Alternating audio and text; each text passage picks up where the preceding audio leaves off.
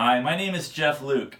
I started investing when I was about 27 years old, and I figured out a really simple way to help people build a solid financial future by investing in American companies. Now, have you ever noticed that sometimes people want to start something, but they're kind of fearful because they don't know where to begin or what the next step is that they should take? Well, I want to help people to overcome that fear and learn how to start to invest. And I think the best way to do that is to educate yourself and to just understand some of the fundamentals in any area that you want to become better at. Now, I think the best way to do that is just to learn from people who are experts. And one of the people that I think is really brilliant in investing is Warren Buffett. So I have a quote here by him, and it's, "Price is what you pay, value is what you get." When I first heard that saying, or when I first read it, it didn't really resonate. It sounded good, but I didn't know really what it meant. But with time and with some experience, it's become really clear. So I want to show you with a really simple illustration what that expression means, okay? So as an example, we will take a bottle of Coke, all right? So if I ask you, what's a good price to pay for this Coke, all right? A dollar figure probably comes to your mind. Now, I'm going to guess you didn't say $150, right? Why not? Well, it's obvious, right? It's Coca-Cola. It's not worth it. How about $32? Would you pay that for this? No. And how do you know that these are all kind of crazy prices? Well, in your entire life, up till this moment, you've been doing a sort of research, and that means going to different stores and buying stuff to drink. It could be, Coke, it might be some other drink. But you know that this bottle of soda is probably worth somewhere between maybe 75 cents and $1.50. Maybe you don't know exactly what it is, but that's the range, all right? And that's a price range that makes sense as a value for this Coke. Now, sometimes you'll go somewhere, like you go to a movie and you'll buy some popcorn and soda, and you'll get like a medium soda or large soda, and they're like, that's $4.75. And you know that's a crazy price. You know that's insanely high, but you pay it anyway because you're kind of stuck. You're just trapped. But fortunately for investing, you don't have to pay crazy prices, all right? The stock market is there to serve you, but it's not there to instruct you. It's not there to teach you or to force you to make any kind of a purchase. So keep that in mind. Now, with this saying here, price is what you pay, value is what you get. So the value for this soda is probably somewhere around, well, the value is the happiness it brings you, and you were thirsty and now you're no longer thirsty. That's probably worth about $1 or $1.50 to you. So people go and buy bottles of soda, or cans. I just happen to have this bottle. Now, how does this apply to investing in a tangible way? All right, I want to show you an example.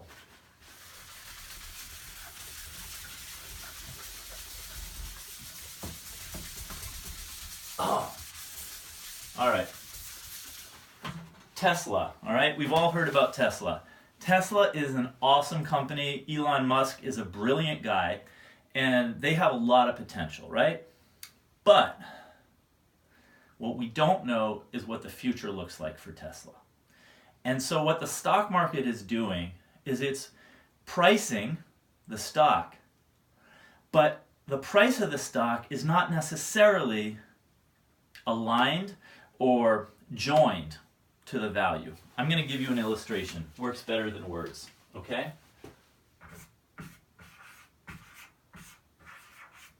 Tesla stock price. We're not talking about value yet, just looking at the price. As of 2 weeks ago, the price for one share of Tesla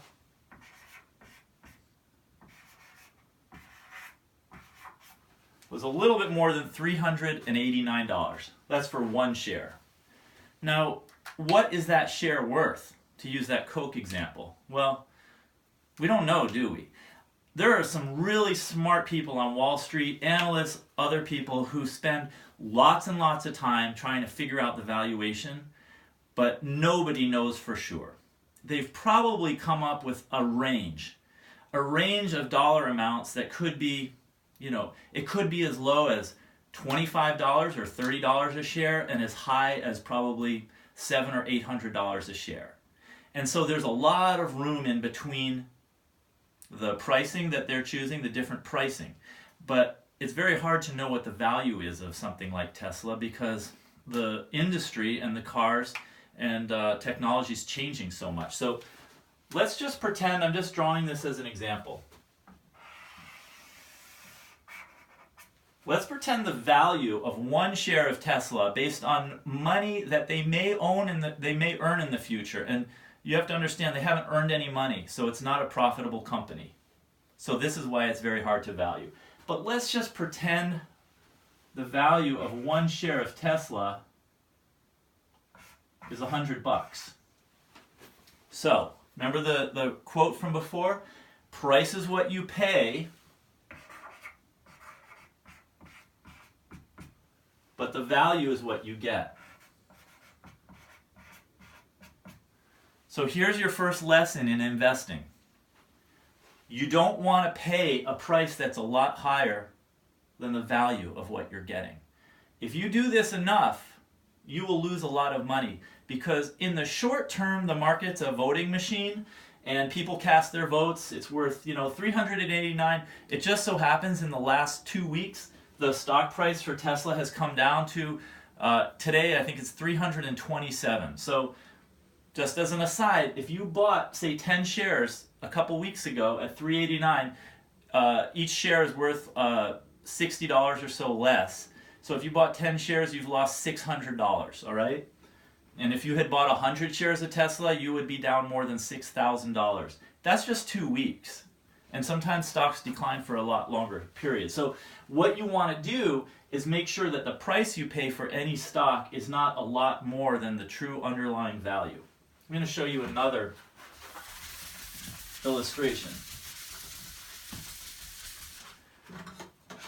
I mentioned to you that the stock market in the long term is a weighing machine. It means it takes the price of the stock and the value and it's more deliberate, it's more careful, and things tend to come to their true values. So, stock prices go up and down, as you know, but over a long period of time, these are two lines, but the top one I'm just going to say is price, bottom one value. Lots of fluctuation, but price and value tend to converge over time. So you don't have this great disparity between the two, they converge. So in general, what you would prefer to do over the last scenario is buy something, for example, in the Tesla scenario, where the price might be $70 a share, and the value of the company once it's become profitable and all, maybe it's $65 a share. You can't know exactly, but if you purchased something and they were close in price, the price and the value were close, you wouldn't lose as much. Now I'm going to show you another graph.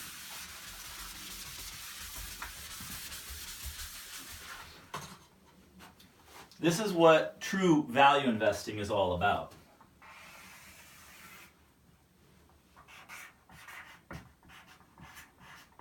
Notice on the top I've got value. And let's say the value after careful research of any security, since we've been talking about Tesla, let's just say it's $100. Let's say the stock market, for whatever reason, there's a decline, there's a crash, or people just decide the stock's not worth $370 or $300 and even $20.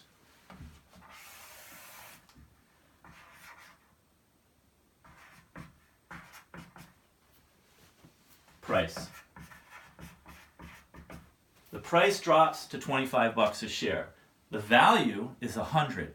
So you are actually getting it for a really good deal. That would be the equivalent of being able to buy a delicious beverage that you like Coca-Cola, for 20 cents per bottle. You'd stock up.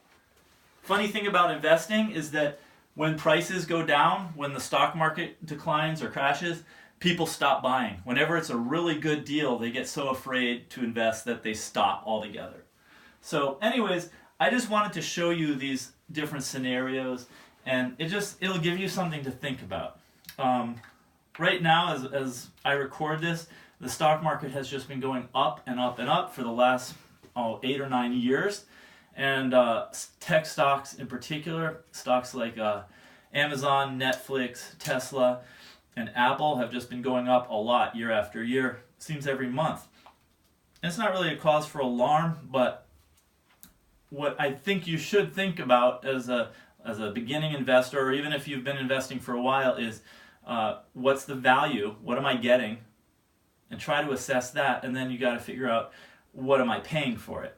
And try to pay what it's worth, or pay less if you can, get a price that's below the value. And in the long run, that kind of thinking is going to steer you on a solid path and keep you from losing money, which is really the number one rule you want to invest in. Number one rule you want to remember in investing is don't lose money. The number 2 rule in investing is never forget rule number 1. Thank you so much for watching this video. I hope it was useful and you learned some things. If you did, please click the thumbs up. You might like to subscribe to my channel. I'm going to make some new videos, and if you click on the little bell next to the subscribe button, you will get an alert when I make a new video. Thank you so much for checking this out, and I'll see you next time. Bye-bye.